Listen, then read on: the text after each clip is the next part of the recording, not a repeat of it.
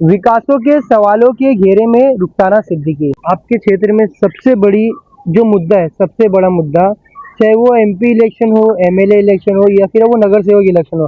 हालांकि नगर सेवक के इसमें नहीं आता है, फिर भी आपकी एक जिम्मेदारी बनती है उस चीज पे ध्यान देना, जो कि एसएमएस कंपनी कब बंद होगी, क्या कर रहे हो आप लोग उसके लिए, अब तक क्या किया आपने बताओ। के लिए सबसे पहले तो मैं बताऊं, मैं 11 दिन जेल में गई। आपने कभी नशे को लेके कुछ बोले नहीं, क्या आपने नशे को लेके क्या कुछ काम किया आपके क्षेत्र में, गोंडी के क्षेत्र में, या आपका भी वोट क्यों ना हो, लगातार आपराधिक गतिविधि बढ़ रही, क्राइम बढ़ रहा है, इसको देखते हुए आप लोगों ने क्या कुछ ऐसा रणनीति बनाई है या क्या कुछ किया आप तक? हाल ही में एक गुटखे का पूरा जखीरा पकड़ में आया है मुलुंड में, जोन 7 के डीसीपी इमरान सिंह राजपूत ने पकड़ा है। अब उसके तार गोंडी से जोड़ रहे हैं, तो गोंडी से आप लोग से तो कहीं नहीं जोड़ रहे। अगर बीएमसी के कोई अधिकारी आपकी नहीं सुनते, किसी के, जैसे कि मैं मान लो आपके वार्ड में रहता हूँ, कुछ गंदगी रहेगी तो आप खुद आके साफ करवाएंगे क्या, ये बताइए बस मेरे को। कभी बीएमसी वाले नहीं सुने तो आपने तो कल को बहाना करोगे कि बीएमसी वाले मेरे नहीं सुन रहे हैं, ये लोग मेरी नहीं सुन रहे हैं, तो फिर इस बारे में। नहीं नहीं, ऐसा नहीं है।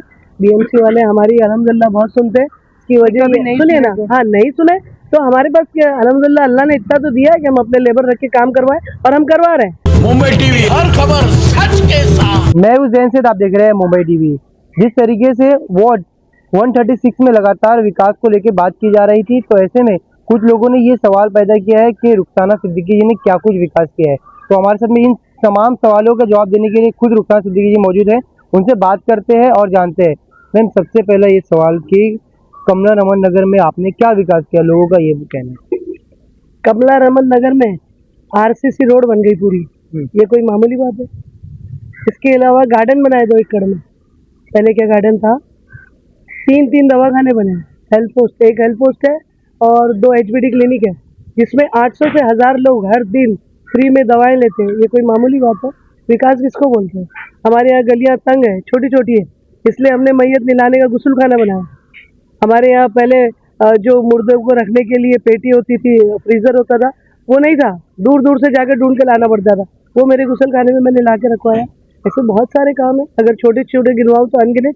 जहाँ मेरा ऑफिस है, आप देखेंगे कि पहले वहां तक लोग जाते नहीं थे, डरते थे, मट्टी बोलेंगे तो 7 बजे के बाद कोई जाता नहीं था। लेकिन हमने उधर, मेरा पहले सबसे पहले मैंने उधर अपना ऑफिस डाला। अभी वहाँ पे आरसीसी रोड आधा बन गया है, आधा बनना बाकी है, लाइटें लगवा दी, एचबीडी क्लिनिक में कैमरे लगा दी, जिसके वजह से वहाँ पे पहले एक आपने सुना होगा कि मट्टी पे बलात्कार हो गया, किसी की चैन खींची जाती थी, ये सारे इम्प्रूवमेंट के काम हुए। 11 नंबर रोड की कनेक्टिविटी करवाई। अच्छा, आपने कभी नशे को लेके कुछ बोले नहीं, क्या आपने नशे को लेके क्या कुछ काम किया आपके क्षेत्र में, बताइए। देखिए, नशे को लेके ऐसा है कि नशे के जो अड्डे थे मेरे वार्ड में, स्पेशली जहाँ गार्डन बना है, वहाँ पे पहले आप किसी से भी पूछिए, वहाँ जो लोकल लोग रहते, नशा वहाँ पे बेचा खरीदा जाता था और बच्चे वहीं पी के वो वहीं लौटते थे। लेकिन मैंने पुलिस चौकी बनाई, हेल्थ, एचबीडी क्लिनिक और गार्डन, तीनों चीजें जब वहाँ बनाई तो वहाँ पे जो अड्डा था वो पूरी तरह खत्म हो गया। और इसके बाद रोड नंबर 11 की कनेक्टिविटी आप देखेंगे, रामदेव मौर्य मार्ग पे हमने जब करवाई, ज्ञान साधना के सामने, वहाँ पे एक मतलब जब 35 रूम्स को हमने शिफ्ट किया, वो रूम के पहले वहाँ पे कोने में सारे नशेड़ी बैठे रहते थे, क्योंकि पुलिस की गाड़ी जा नहीं सकती थी, आ नहीं सकती थी। तो जब अभी कनेक्टिविटी का रास्ता खुल गया तो अब पुलिस की गाड़ियाँ जाती है, वो नशे का अड्डा खत्म कराया। देखिए, जो नशा करते हैं वो बच्चों को पकड़ाना हमारा मिशन नहीं है, नशा खत्म कराना हमारा मिशन है। और जो इनको बैठने के जो बड़े बड़े अड्डे थे, वो जब खत्म हो गए तो ऑटोमेटिकली नशा खत्म होगा। अच्छा, जो जिस तरीके से गोंडी के क्षेत्र में, या आपका भी वोट क्यों ना हो, लगातार आपराधिक गतिविधि बढ़ रही, क्राइम बढ़ रहा है, इसको देखते हुए आप लोगों ने क्या कुछ ऐसा रणनीति बनाई है या क्या कुछ किया आप तक? नहीं, बिल्कुल गलत बात है। आप पुलिस के पास रिकॉर्ड होगा, आप ऑन रिकॉर्ड जाके देख लीजिए, जो पहले पुलिस का रिकॉर्ड था और आज का जो रेशो है, वो क्राइम रेट बहुत कम है। आपके क्षेत्र में सबसे बड़ी जो मुद्दा है, सबसे बड़ा मुद्दा, चाहे वो एमपी इलेक्शन हो, एमएलए इलेक्शन हो या फिर वो नगर सेवक इलेक्शन हो। हालांकि नगर सेवक के इसमें नहीं आता है, फिर भी आपकी एक जिम्मेदारी बनती है उस चीज पे ध्यान देना, जो कि एसएमएस कंपनी कब बंद होगी, क्या कर रहे हो आप लोग उसके लिए, अब तक क्या किया आपने बताओ। उसके लिए सबसे पहले तो मैं बताऊं, मैं 11 दिन जेल में गई। कौन नेता जाता है किसी प्रजा के लिए जल्दी से जेल में? कोई नहीं जाता। मैं लेडीज होके, मैं कोई क्रिमिनल लेडीज नहीं हूँ, मैं जेल में गई, उसके लिए मैंने केस खाया है। और सदन से लेके सड़क तक हम लड़ाई लड़ रहे थे, जब वहां से कोई निवारण नहीं आया, जब जेल जाने की नौबत आई, तो फिर हम लोअर कोर्ट से लेके अब सुप्रीम कोर्ट तक पहुंच चुके हैं। हम हमारी लड़ाई लड़ रहे हैं और कोई एसएमएस कंपनी एक ऐसी चीज़ नहीं है जिसको ऐसा उठाया और कहीं रख दिया। एक ऑफिशियल चीज़ है वो, और वो भी कहीं ना कहीं लोगों की नीड है। बस वो चीज़ हमारे मुंबई के बाहर लगनी चाहिए, जहाँ पब्लिक का पॉपुलेशन कम है। हम उसकी कोशिश कर रहे हैं।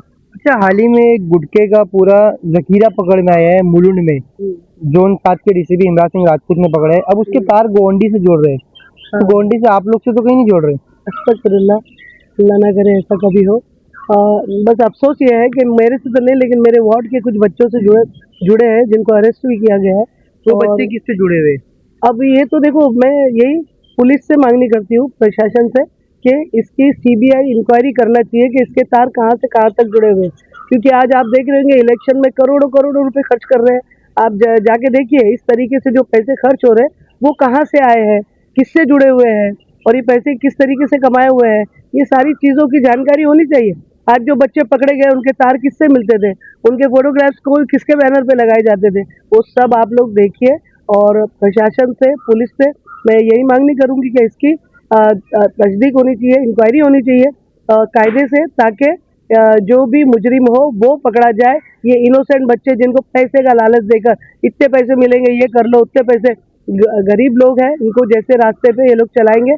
अभी हम भी 8 साल से 9 साल से यहाँ पर है, लेकिन हम कभी ऐसा हमारे ये कार्यकाल में आपने नहीं सुना होगा।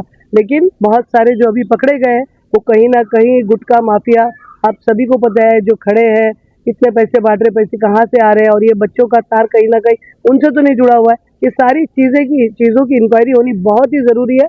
और मैं चाहती हूँ कि इलेक्शन पीरियड में हो जाए, ताकि दूध का दूध पानी का पानी, पब्लिक के सामने बहुत जो ईमानदारी के दावे कर रहे हैं वो सारे खोखले दावे इनके सामने आ जाए। और जो टिकट ली गई है, सभी को पता है कि कितने कितने 30 लाख, आपने सुना होगा, तेरा मेरा रिश्ता क्या, उसके बाद में बोलते हैं 35 लाख 30 लाख। तो ये सारे पैसे दे के जो टिकट ली जा रही है, जो एमआईएम के लोगों ने, जो हमारे एरिया के बच्चों ने, पढ़े लिखे बच्चों ने एमएलए के इलेक्शन में जिन लोगों ने काम किया दिलो जान से, उसके बाद में नगर पालिका के, उनकी उम्मीदें थी कि हम लोग पढ़े लिखे हैं और हमको लोगों को इसका नगर पालिका के इलेक्शन में कहीं ना कहीं हम भी उम्मीदवार हो सकते हैं।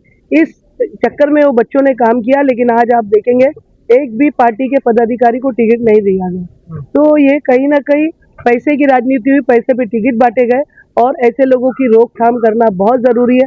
और फर्जी डिग्री ला ला के स्टेज पे दिखाया गया। हमारा ये जो सर बोलते हैं, अतीक सर, मैं दावे के साथ कहना चाहती हूँ, बोलते मैं इतने बच्चों को पढ़ाया। देखिए, अगर इतने बच्चों को फ्री पढ़ाते तो मैं मानती, उनका धंधा ही वो था तो वो पढ़ाते थे। तो इसमें कोई बहुत बड़ा कद्दू में तीर नहीं मान लिया उन्होंने। मैं पढ़ा हूँ, एजुकेटेड हूँ, और कोई ये साबित नहीं कर सकता है। एक पढ़ा लिखा आदमी सच ही बोलता है, पढ़ा लिखा भी झूठ बोल सकता है। जिसको झूठ बोलना होगा वो झूठ ही बोलेगा, और अनपढ़ आदमी जिसको सच बोलना होगा वो सच ही बोलेगा। मैंने उनके एक पूर्व साथी से बात किया था, अतीक सर के, सईद नाम है उसका। उसने मुझे साफ तौर पे बताया कि झूठ की एक कहानी बता रहा था कि किस तरीके से उसे आश्वासन दिया गया था कि अगर उसे पार्टी से टिकट नहीं मिलेगा तो अतीक सर जो है, उन्होंने शायद मस्जिद में खड़े रह ऐसा बोला था कि मैं पार्टी छोड़ दूंगा। मगर अतीक सर उसी सीट से चुनाव लड़ रहे हैं, उनकी वाइफ को लड़वा रहे हैं। इलेक्शन का मैं अभी आपको भाषण एक भेजूंगी। एमएलए इलेक्शन में अगर मैं हार गया तो मैं गवंडी छोड़ दूंगा। ये पढ़ा लिखा आदमी झूठी बोल रहा है ना, कहीं ना कहीं छोड़ा तो नहीं। फिर एमएलए भी खुद लड़े, उनकी लालच कितनी बढ़ गई है, आप देखिए उनकी लालच कितनी बढ़ गई है। एमएलए भी खुद लड़ेंगे, नगर सेवक भी खुद लड़ेंगे, खाली हमारे बच्चों को यूज करेंगे। पढ़े लिखे बच्चे जो थे उनमें से लड़वाता ना किसी को, तब हम मानते। पहले तो एक वीडियो आपने देखा होगा इलेक्शन के पहले, जिसका कोई गलत चीजों का धंधा है और बोले वो अगर लड़ेंगे तो हम कभी टिकट नहीं देंगे, हम पार्टी से विरोध करेंगे। और आज उन्हीं के पैसों पे खुद भी इलेक्शन लड़ रहे हैं। इनके जेब में 140 रुपए थे, एमएलए भी लड़ लिए और नगर सेवक भी लड़ लिए। आप खुद सोचिए, कॉमन सेंस है कि इतना इतना पैसा कहाँ से आ रहा है। एक हैंड बिल, एक अगर आप एक किसी को एक रिचार्ज भी करते हैं तो 120 रुपए का नहीं आता है, 140 रुपए का, कम से कम 1500 का करना पड़ेगा। तो कहाँ से पैसे आ रहे हैं ये सब इनके पास। तो कहीं ना कहीं देखिए, ये गलत ढंग से कमाए गए पैसे और गलत तरीके से इस्तेमाल हो रहे हैं, और इसकी जांच पड़ताल पूरे तरीके से प्रशासन को करना चाहिए कि करोड़ों रुपए ये लोग अगर खर्च कर रहे हैं तो पैसे कहाँ से आ रहे हैं। अच्छा, जब आपको आपके काम के ऊपर, डेवलपमेंट के ऊपर इतना भरोसा है, तो चुनाव आप जीत जाती है या कुछ ऐसा रिजल्ट आता है तो आप क्या कुछ करोगे? देखिए, बहुत सारे लोग यही बोलते हैं कि काम नहीं किए। अगर वाकई में अपने वार्ड में काम नहीं करती तो वापस से मैं इस वार्ड का टिकट क्यों मांगते? मैं मुंबई महिला अध्यक्ष हूँ, मैं आसिम भाई को रिक्वेस्ट करती कि मेरा रेपुटेशन मेरे वार्ड में अच्छा नहीं है, आप बाजू के वार्ड से टिकट दे दीजिए। लेकिन मैं मेरे ही वार्ड में मैंने टिकट मांगा क्योंकि मैंने वहाँ काम किया है, जनता मुझे पसंद करती है। कुछ दलाल है जो ये सिर्फ पैसे की राजनीति, पैसे की कुछ पैसों की वजह से ये लोग जनता को गुमराह कर रहे हैं। आपके चैनल के माध्यम से एक ही रिक्वेस्ट करना चाहती हूँ कि दलालों के बहकावे में ना जाएं कि ये मुसलमानों के वोट काटने की चक्कर है। पहले समाजवादी का भरपूर वोट था, अभी ये लोग वोट काटेंगे तो तीसरा कोई फायदा लेने के चक्कर में होगा। और ये पूरा पैसा सत्ताधारी जो पार्टी है हमारे माइनॉरिटीज को कमजोर करने की कोशिश कर रही है, वैसे लोगों की साजिश है। और मेरे वार्ड में एसएमएस कंपनी सबसे बड़ा मुद्दा है, सबसे पहले मुझे उस पर वर्कआउट करना है और ज़्यादा। हालांकि सुप्रीम कोर्ट ने कह दिया वापस से हाई कोर्ट में जाइए, अब हम उस प्रोसेस को फॉलो करेंगे। और एजुकेशन मामले का पूरा अपडेट तो ये एमआईएम वाले लोग ले रहे थे, पूरा हाई कोर्ट गए वो लोग, फिर उसके बाद में नहीं, हम तो सुप्रीम कोर्ट में मूव कर दिए ना। हम सुप्रीम कोर्ट में ही ना, ये सब लॉयर थे, ये सब लॉयर थे। जब इनको पता था कि टाइम पीरियड खत्म हो रहा है तो उससे पहले ये लोग क्यों कोर्ट में नहीं गए? हम तो लॉयर नहीं थे, हमको तो लॉयर से पूछना पड़ता था, लेकिन ये तो खुद लॉयर थे। ये सब लोग खुद क्यों नहीं पहले कोर्ट में चले गए? क्या इनको प्रोसेस नहीं मालूम था? इनको क्या प्रोसेस नहीं मालूम था? 100% कुछ ना कुछ मांडोली हो गई होगी जिसके वजह से ये लोग नहीं गए, बल्कि हमको जैसे ही पता चला हम यहाँ भी गए और हम सुप्रीम कोर्ट में भी गए। अच्छा, एक आपसे आखिरी सवाल, अगर बीएमसी के कोई अधिकारी आपके नहीं सुनते, किसी के, जैसे कि मैं मान लो आपके वार्ड में रहता हूँ, कुछ गंदगी रहेगी तो आप खुद आके साफ करवाएंगे क्या? ये बताइए बस मेरे को। कभी बीएमसी वाले नहीं सुने तो आप नहीं तो कल को बहाना करोगे कि बीएमसी वाले मेरे नहीं सुन रहे हैं, ये लोग मेरी नहीं सुन रहे हैं, तो फिर इस बारे में? नहीं, ऐसा नहीं है। बीएमसी वाले हमारी अल्हम्दुलिल्लाह बहुत सुनते हैं। इसकी वजह सुनिए ना, हाँ नहीं सुने तो हमारे पास क्या, अल्हम्दुलिल्लाह अल्लाह ने इतना तो दिया है कि हम अपने लेबर रख के काम करवाएं, और हम करवा रहे हैं। डिसल्टिंग के जो लेबर होते हैं वो साल में 1 से 2 बार दिए जाते हैं, लेकिन हम लोग जहाँ पर डिसल्टिंग की जरूरत होती, अगर बीएमसी वाले लेट पास होते हम लोग अपने पैसे से करवा लेते। कोई बहुत बड़ा मुद्दा नहीं है साफ सफाई का। मुद्दे तो दूसरे बहुत बड़े बड़े हैं, जिसके ऊपर अभी ये वोट पब्लिक सही जगह डाले, ताकि हम लोग फिर इनको सही से आने वाली 16 तारीख के बाद पूरा जवाब देंगे इंशाल्लाह। ठीक है, तो मैं उन लोगों को ये कहना चाहूँगा कि जो चंद पैसे में बिक जाते हैं, तो उनके लिए ये ज़रूर सुन लेना कि थोड़ा सा चारा देखकर बस्ती की बकरियां कसीदे गाने लगी कसाई की शान में। अब इन बकरियां को ये नहीं पता रहता है कि थोड़ा सा चारा इन्हें मिल जाएगा, बाद में कसाई उन्हें ज़िबा करने लगेगा। तो इसके लिए, इसके पहले आप ऐसा एक नेता चुनिए जो कि आपके समाज में डेवलपमेंट कर सके। कैमरा पर्सन लारिफ सैयद के जैन से मुंबई टीवी।